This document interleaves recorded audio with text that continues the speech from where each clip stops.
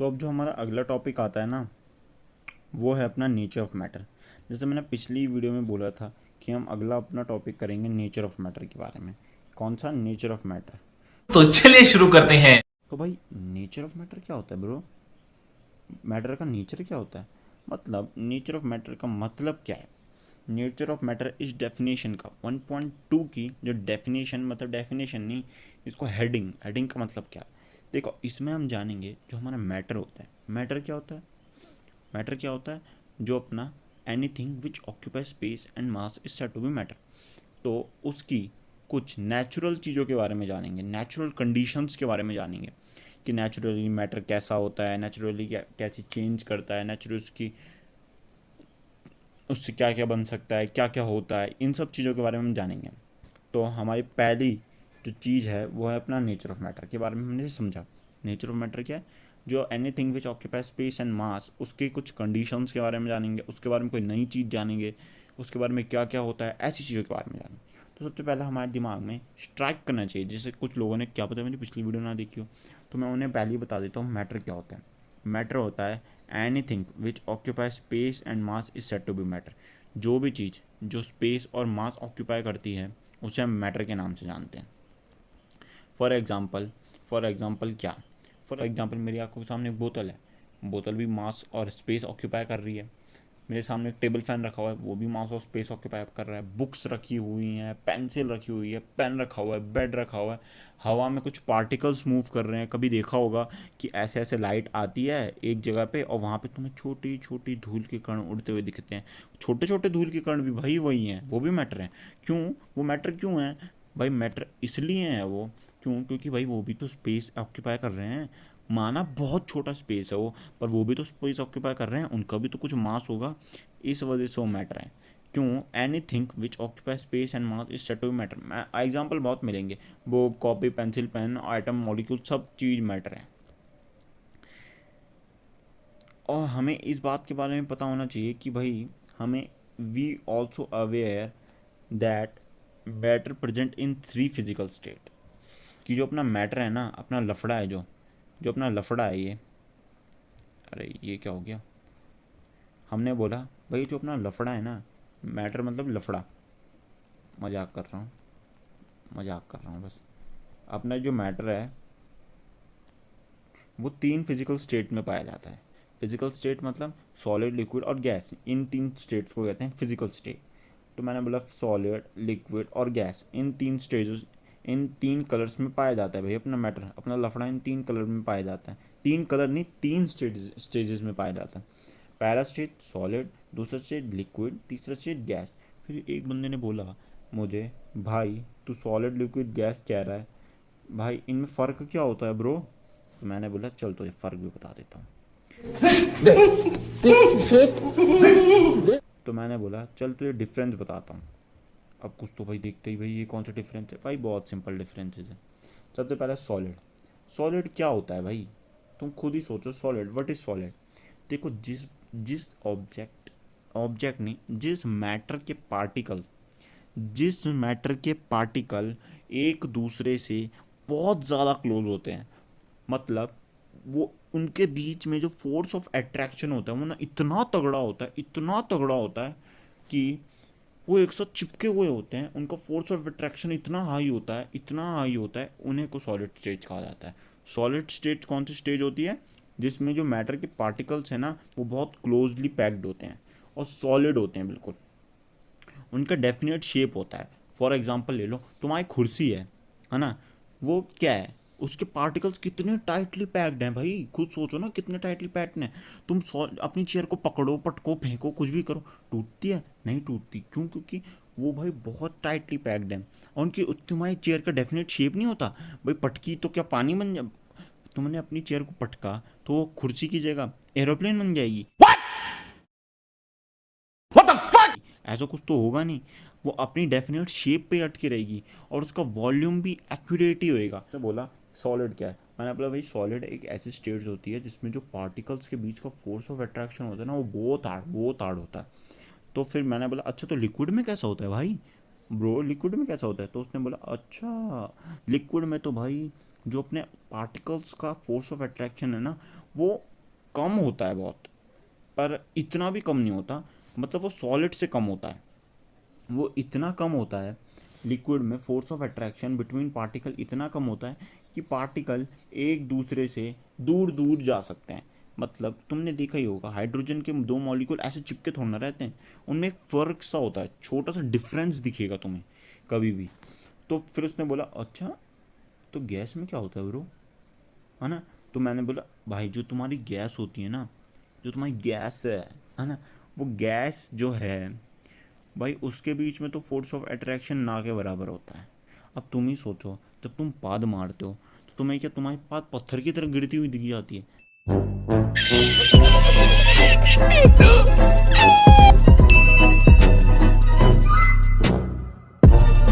नहीं दिखती ना। जब तुम पाद मार देते हो तो पाद हवा में उड़ जाती है, कभी दिखेगी ही नहीं, है ना। जोक पटाक, जोक पटाक, है ना। तो भाई समझो कि जो अपना गैस स्टेट होता है, जो अपनी गैस स्टेट होती है, उसके बीच में force of attraction between particle बहुत कम होता है भाई। भाई बहुत ज़्यादा कम, बहुत ज़्यादा मतलब बहुत ज़्यादा, कि force of attraction between particle बहुत कम होता है।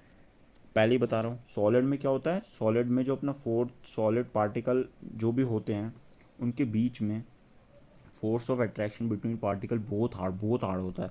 और जो अपने लिक्विड होते हैं उनमें थोड़ा कम हो जाता है कि वो पार्टिकल एक दूसरे से मूवमेंट करते हैं। और गैस में तो भाई ना के बराबर होता है, फोर्स ऑफ अट्रैक्शन होता ही नहीं है, हवा में उड़ जाती है गैस का कोई। अब दूसरा क्वेश्चन आता है कि सॉलिड का तो डेफिनेट शेप होता है और डेफिनेट वॉल्यूम, तो क्या लिक्विड का भी होता है? नहीं ब्रो, लिक्विड का डेफिनेट वॉल्यूम होता है पर डेफिनेट शेप नहीं होती। तुम कभी भी देखो, तुम लिक्विड को अपने पतीले में डालो तो पतीले की शेप ले लेगा, अपनी बोतल के अंदर डालो तो बोतल की शेप ले लेगा, फेंक दो तो फैल जाएगा, उसकी शेप डेफिनेट नहीं रहती भाई। फॉर एग्जांपल मैं तुम्हें बताया, देखो तुम अपनी बोतल के अंदर डालते हो तो देखो पानी बोतल के अंदर बोतल जितना शेप जैसी शेप का हो जाता है ना। अब भाई तुम उसको पतीले में डालते हो, पतीला ही कहते होंगे शायद इसे, इसके अंदर डालते हो तो भाई वो बाउल बाउल है ना, बाउल की शेप का हो जाता है। अब मैंने बोला भाई अब तुम पानी को फेंक दो तो भाई पानी फेंकने पे भी तो अलग शेप का हो जाता है। तो भाई मैंने बोला भाई पानी तो भाई शेप में नहीं रहता, पानी तो बिल्कुल शेप में नहीं रहता। फिर गैस की बात आई भाई, गैस में तो वॉल्यूम को तो पूछो ही मत, कोई डेफिनेट वॉल्यूम नहीं होता गैस के अंदर। Gas have no definite volume और ना ही डेफिनेट शेप। अब तुम ही सोचो भाई, गैस कभी भी डेफिनेट शेप की होती है क्या? तुमने कभी भी देखी कि कोई गैस बिल्कुल डेफिनेट शेप की दिख रही है? ओह स्क्वायर शेप की गैस है ये तो, अच्छा फलाम का गैस है स्क्वायर शेप वाली, कभी भी देखा? भाई सारी गैस में कोई भी शेप नहीं होती भाई, जहाँ उनको स्पेस मिलता है वहाँ उड़ जाती है गैस। ना ही उसका डेफिनेट शेप होता है, ना ही उसका डेफिनेट वॉल्यूम होता है। अब कुछ पूछेंगे भाई डेफिनेट वॉल्यूम क्यों नहीं? भाई गैस को इकट्ठा थोड़ा ना करा जा सकता है ऐसे, गैस को तो छोड़ते उड़ जाएगी वो, पानी छोड़ना उड़ेगा, पानी को फेंका पानी उड़ जाएगा। यही बताना चाह रहा हूँ कि सॉलिड तो भाई जिसके बीच में force of attraction between particle बहुत हार्ड, जो लिक्विड होता है उसमें थोड़ा कम, जो अपना गैस होता है उसमें ना के बराबर। और जो अपना डेफिनेट शेप है वो सॉलिड में ही होता है, और जो अपना डेफिनेट शेप है वो लिक्विड में बिल्कुल नहीं होता है। जो अपना डेफिनेट शेप है वो गैस में तो होता ही नहीं है, पूछो ही मत। जो अपना डेफिनेट वॉल्यूम है वो अपने से सॉलिड में देखने के लिए मिलता है, और जो अपना डेफिनेट वॉल्यूम है वो लिक्विड में भी देखने के लिए मिलता है, पर जो गैस में है उसमें सॉलिड वॉल्यूम में नहीं मिलता। हम बोले तो गैस बिल्कुल गिरी हुई चीज़ है, मजाक कर रहा हूँ। तो अब उन्होंने कौन है ये लोग? कहां से आते हैं ये? बोला कि भाई ये तुम बोल रहे हो भाई सॉलिड लिक्विड गैस, तो भाई ये ट्रांसफॉर्मेशन कैसे होता है ब्रो? उसने बोला ब्रो, है ना, एक बंदे ने पूछा ब्रो ये ट्रांसफॉर्मेशन कैसे होता है, कि ये ट्रांसफॉर्मेशन कैसे होता है, एक एक से दूसरे में चेंज कैसे आ जाता है? तो मैंने बोला ब्रो ये ट्रांसफॉर्मेशन पता है कैसे होता है? उसने बोला जब तुम सॉलिड को ना बहुत हीट करते हो, जब भी सॉलिड को हीट करते हो तो वो लिक्विड बन जाता है। अब कुछ बंदों के दिमाग में स्ट्राइक करेगा कैसे, तो पहले ये बता दूँ, आइस क्यूब लो, आइस क्यूब लो, उसको वो पैन में रख दो, उसको उसमें हीट प्रोवाइड करो, वो लिक्विड नहीं हो जाता? कभी भी देखो तुम बर्फ़ का आइस क्यूब ही तो बोलते हो उसे, बर्फ़ का क्यूब लो, उसको वहाँ पे रख दो, तवे पे रख दो, तो पानी बन जाता है भाई, पानी जैसे फैल जाता है। फिर जब उसको हम और हीट प्रोवाइड करते हैं तो गैस बन के उड़ जाता है हवा में। फिर उसने बोला ओह तो गैस में लिक्विड कैसे बनता है? कभी भी देखना कि जब गैस होती है ना, गैस गैस को ना हमेशा तुम्हारी एलपीजी जो होती है ना उसको ना गैस को सिर्फ इन्हीं से नहीं करा जाता ब्रो चेंज। मैंने तो सिर्फ 2 ही एग्जांपल लिखे हैं, पर चेंज बहुत एग्जांपल करा जाता है। जैसे मैंने तुम्हें बताया, सॉलिड को जब हीट करते हैं तो लिक्विड बन जाता है, और जब लिक्विड को हीट करते हैं तो गैस बन जाता है, और तब तुम गैस को कूल करोगे ना तो लिक्विड बन जाएगा। अब कैसे? अब डाउट आएगा कैसे।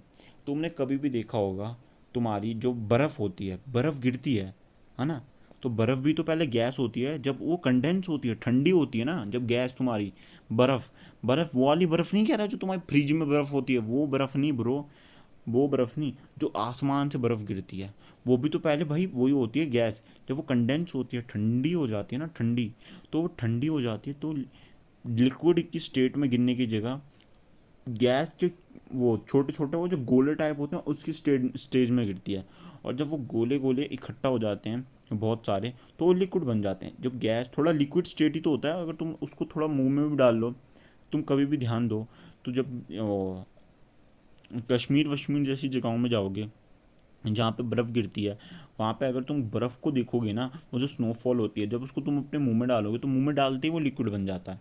तो मतलब वो होता तो लिक्विड ही है, बस थोड़ा वैसा होता है बल्कि टाइप। तो उसने बोला जब तुम लिक्विड को और कूल करोगे ना तो सॉलिड हो जाएगा। एग्जाम्पल भाई, एक तवा लो, एक तवा के एक गिलास लो, उसमें पानी डालो और उसको फ्रीज के अंदर रख दो। 1 घंटे बाद 2 घंटे बाद फुल स्पीड में रख दो अपने फ्रिज को, 1-2 घंटे बाद देखना वो सॉलिड बन जाएगा, वापस से सॉलिड क्यूब बन जाएगा। अभी तो मैंने बोला तुम्हें हीट और कूल के एग्जाम्पल ही बताएं, पर मैं तुम्हें एक एडिशनल एग्जाम्पल और बता देता हूँ जो एनसीईआरटी में गिवन नहीं है, वो है प्रेशर। प्रेशर को भी ध्यान से रखना। देखो, जब भी सॉलिड के पार्टिकल्स होते हैं ना, छोटे छोटे छोटे छोटे छोटे अपने सॉलिड के पार्टिकल्स होते हैं जो एक साथ चिपके हुए रहते हैं, है ना, जब तुम उसमें कम प्रेशर को कम करोगे ना, जब तुम सॉलिड में प्रेशर बहुत कम कर दोगे तो भाई वो डायरेक्ट लिक्विड स्टेज में चला जाएगा, और प्रेशर और कम करोगे तो गैस स्टेज में चला जाएगा।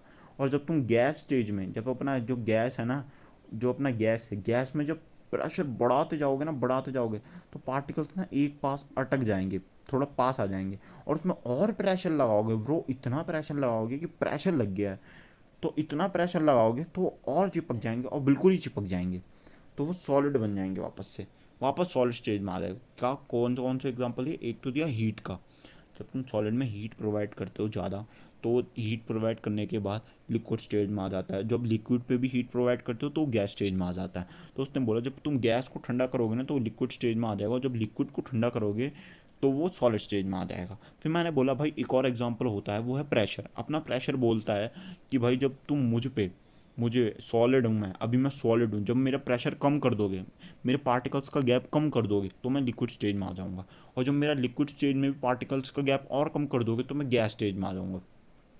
पर गैस बोलता है भाई अगर तुम मुझ पर प्रेशर लगाओगे ना भाई तो मैं लिक्विड स्टेज में आ जाऊँगा।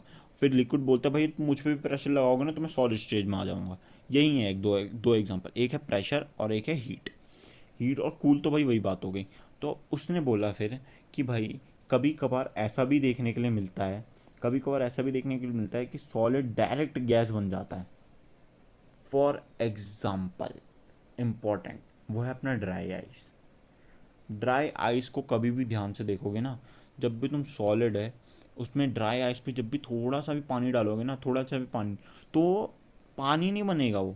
ड्राई आइस मतलब एक आइस होती है वो, जिसमें जब भी तुम उसका टेम्परेचर थोड़ा सा भी कम करोगे तो डायरेक्ट गैस स्टेज में चला जाएगा, डायरेक्ट गैस स्टेज में। इसको एग्जांपल ध्यान से रखना अगर आए कि when give an example of case when direct change gas is direct change into solid direct change into gas, तो उसमें एग्जांपल तुम्हारे दिमाग में होना चाहिए अपना ड्राई आइस। ड्राई आइस, इसको साइंटिफिकली पता नहीं कुछ और कहते हैं, मुझे अभी ध्यान में नहीं आ रहा, पर ड्राई आइस भी लिख दोगे तो नंबर पूरे मिल जाएंगे। फिर उसने बोला जो भाई जो अपना लफड़ा है ना, लफड़ा अपना जो मैटर है, भाई पहले ही बोल रहा हूँ मैटर में, लफड़ा ना मजाक मजाक में बोल रहा हूँ, सीरियसली लफड़ा मत समझ लेना। अपना जो मैटर है ना, उसने बोला तो भाई मैटर का तो पहले ही बता दो, तो matter anything which occupy space and mass is set to be matter, दिमाग में डाल लेना। तो वो कहता है भाई जो अपना लफड़ा है ना, ये अपना लफड़ा, तो वो कहता है जो अपना लफड़ा है ना वो भी 2 कैटेगरी का है, लफड़े के भी 2 पार्ट हैं। तो वो कहता है अरे भगवान, लफड़ा भी 2 हिस्सों हैं, लफड़ा भी दल बदुल निकला। तो उसने बोला भाई जो लफड़ा है ना, पहले तो वो मिक्सचर की फॉर्म में अवेलेबल है, फिर जो अपना दूसरा लफड़ा है ना वो प्योर सब्सटेंस की फॉर्म में अवेलेबल है। तो उसने बोला ब्रो ब्रो व्हाट इज लफड़ा? ये जो लफड़ा है, लफड़ा तो समझ आ गया, अपना मैटर है लफड़ा भाई, मैटर का निकनेम है लफड़ा। तो मैंने बोला भाई ये मिक्सचर क्या होता है यार, ये मिक्सचर और प्योर सब्सटेंस क्या होता है? ब्रो ये मिक्सचर और प्योर सब्सटेंस क्या होता है, इसके बारे में जानना बहुत इंपॉर्टेंट है ना। तो कैसे पता चलेगा, वही तो बताऊंगा अब। तो मैंने बोला मेरे दिमाग में स्ट्राइक करा, हर किसी के दिमाग में स्ट्राइक करा होगा मिक्सचर क्या होता है, प्योर सब्सटेंस क्या होता है।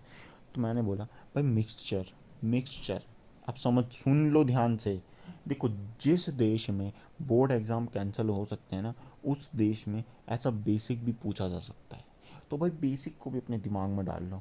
अभी कभी मत समझना भाई ये हमें पता है, ये हमें आता है, क्योंकि भाई एग्ज़ाम में कभी कभार ऐसा ही टॉपिक आ जाता है और बच्चे उसको सॉल्व नहीं कर पाते। क्यों? क्योंकि वो तो भाई हैं एडवांस के छोरे, वो तो हैं एडवांस के छोरे, उनके तो बस की है नहीं ये इंदु पुंदु क्वेश्चन सॉल्व करना। पर एग्ज़ाम में अगर आ गया ना ये, एक नंबर में भी आ गया और तुमने प्रिपरेशन करी कि तुम्हारा 80 में से 80 आएगा और तुमने ये छोड़ रखा है, भाई नंबर कट गए, क्या ही कर लोगे, क्या ही उखाड़ लोगे। तो भाई चीटिंग वीटिंग के ध्यान में तो मत रहो भाई। आईआईटी जेई क्लियर कर, मतलब जेई और नीट क्लियर करना है तो चीटिंग वीटिंग भूल जाओ, बेसिक से बेसिक भी समझ जाओ, बेसिक समझना इंपॉर्टेंट है। तो मैंने बोला कि भाई मिक्सचर क्या होता है। तो उसने बोला कि जो अपना मिक्सचर है ना, जब भी अपना जो मिक्सचर है वो और दो से ज़्यादा सब्सटेंसेस से मिलके बनता है। पहले ही बोल रहा हूँ, सब्सटेंसेस, अपना मिक्सचर दो से ज़्यादा सब्सटेंसेस से मिलके बनता है। सब्सटेंसेस सब्सटेंसेस सब्सटेंसेस ध्यान में डाल लो, सब्सटेंसेस की बात कर रहा हूँ, पार्टिकल्स की बात नहीं कर रहा हूँ। दो और दो से ज़्यादा पार्टिकल्स नहीं, दो और दो से ज़्यादा सब्सटेंस।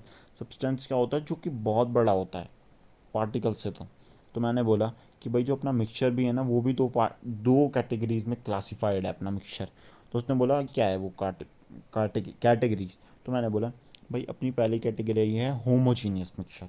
तो उसने बोला कि देख, एक ऐसा टाइप का मिक्सचर होता है होमोजीनियस मिक्सचर, जिसमें दो और दो से ज़्यादा सब्सटेंसेस एक दूसरे से कम्प्लीटली मिक्सड हो जाते हैं, यूनिफॉर्मली बिल्कुल मस्त मखड़ा मिक्स हो जाते हैं। तो तुमने बोला अरे क्या यार मिक्स मिक्स लगा हुआ है, एग्जाम्पल बताना मुझे पहले, ऐसे कैसे समझ आएगा। तो मैं तुम्हें एक एग्जाम्पल देता हूँ होमोजीनियस मिक्सचर का। एक गिलास लो और उसमें एक चम्मच चीनी डालकर घोल दो। जब तुम घोल दोगे चीनी, चीनी घुल जाएगी, तो तुम्हें क्या ऐसा दिखेगा कि चीनी घूम रही है? नहीं दिखता, क्योंकि वो बिल्कुल 100% मिक्स हो चुका है।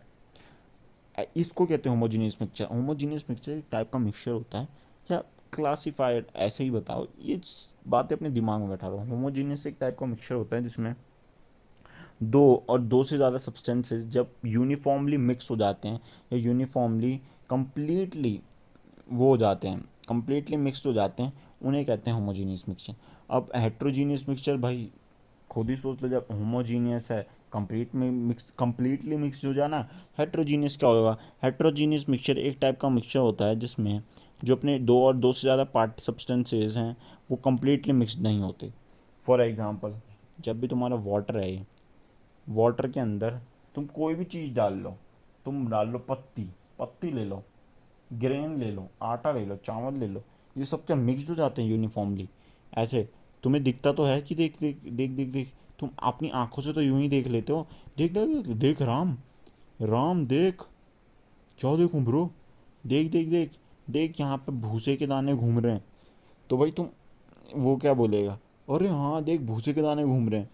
तो यही है, यही बताना चाह रहा हूँ मैं कि हेट्रोजीनियस मिक्सचर में तुम्हें दो और दो से ज़्यादा सब्सटेंसेस को जब मिक्स करते हो ना, तो वो यूनिफॉर्मली मिक्स नहीं होते। तुम उन्हें आसानी से क्लासीफाई करके बता दोगे, देख एक तो पानी है इसके अंदर, एक भूसा है इसके अंदर, एक पत्ती है इसके अंदर, ऐसे देख के बता दोगे हेट्रोजीनियस मिक्सचर ऐसा मिक्सचर होता है। अब अपना जो दूसरा टॉपिक आता है वो है प्योर सब्सटेंस।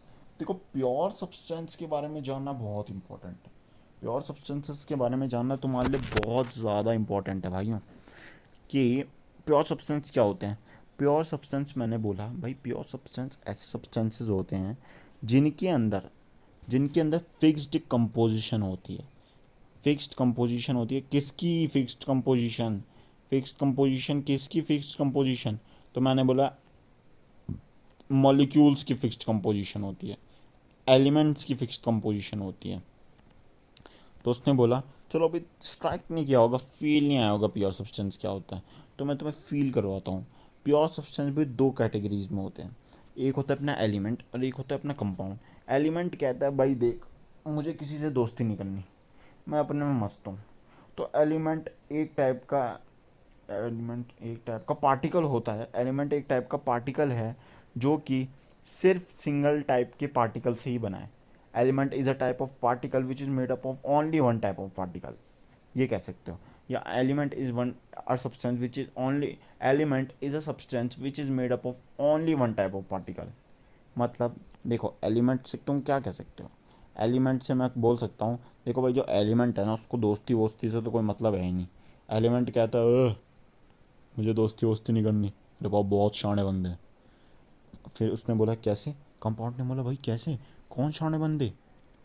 तो उसने बोला देख भाई मैं ऐसा बंदा हूँ जो मैं किसी के साथ दोस्ती नहीं करता, मैं सिर्फ उनके साथ दोस्ती करता हूँ जो बिल्कुल मेरे जैसे होते हैं, आइडेंटिकल ऑफ माइंड। तो उसने बोला भाई एलिमेंट एक टाइप का सब्सटेंस होता है जो कि सिर्फ सेम टाइप के पार्टिकल से बना होता है। फॉर एग्जांपल हाइड्रोजन ले लो, हाइड्रोजन हाइड्रोजन जो सिर्फ हाइड्रोजन होता है वो हाइड्रोजन ही होता है बस, H2O की बात नहीं कर रहा मैं, H2 ही ले लो। ये सब H जो अपना H है वो एलिमेंट है जो सिंगल पार्टिकल है। सिंगल पार्टिकल मतलब जो कि सिर्फ सिर्फ सिर्फ एक टाइप के पार्टिकल से बना हुआ है, हाइड्रोजन। अब तुम सोच लो अपना जो कंपाउंड है वो क्या होगा। कंपाउंड दो और दो से ज़्यादा एलिमेंट से बना होता है। मतलब कंपाउंड दो और दो से ज़्यादा एलिमेंट से बन के बना होता है। For example H2O, for example CH4, for example C6H12O6।